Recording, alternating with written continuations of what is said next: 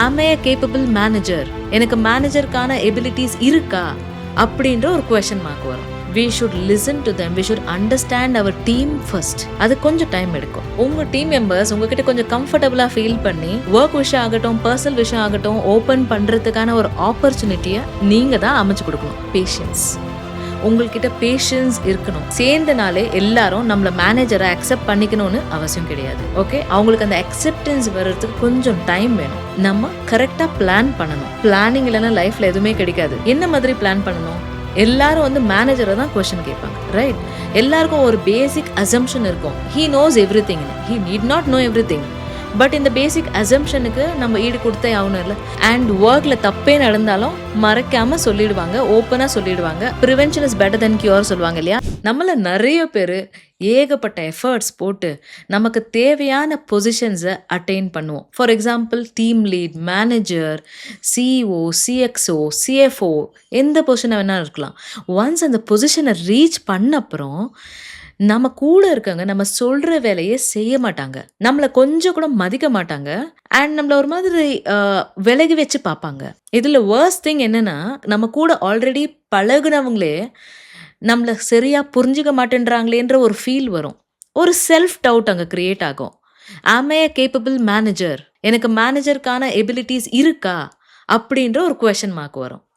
But ஆனால் நம்ம உள் மனசு ஒரு இடத்துல சொல்லும், அந்த கேப்பபிலிட்டி இருந்ததோடு தானே இந்த பொசிஷனுக்கு வந்தோம் அப்படின்னுட்டு.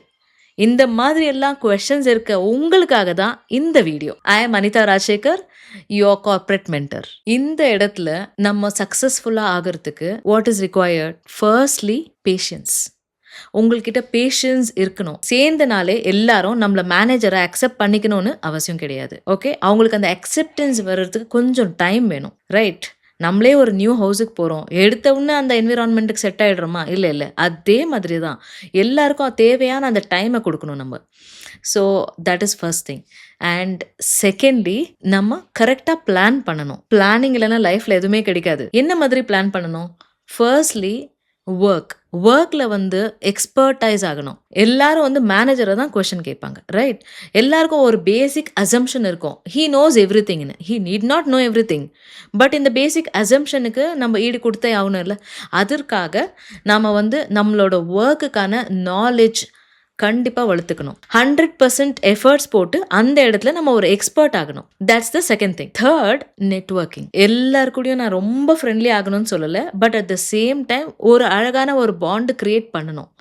we should listen to them, we should understand our team first. அது கொஞ்சம் டைம் எடுக்கும். உங்க டீம் மெம்பர்ஸ் உங்ககிட்ட கொஞ்சம் கம்ஃபர்டபுளா ஃபீல் பண்ணி ஒர்க் விஷயம் ஆகட்டும், பர்சனல் விஷயம் ஆகட்டும், ஓப்பன் பண்றதுக்கான ஒரு ஆப்பர்ச்சுனிட்டியை நீங்க தான் அமைச்சு கொடுக்கணும். அது எப்படின்னு ஒரு போனஸ் பாயிண்ட் பார்த்துடலாமா?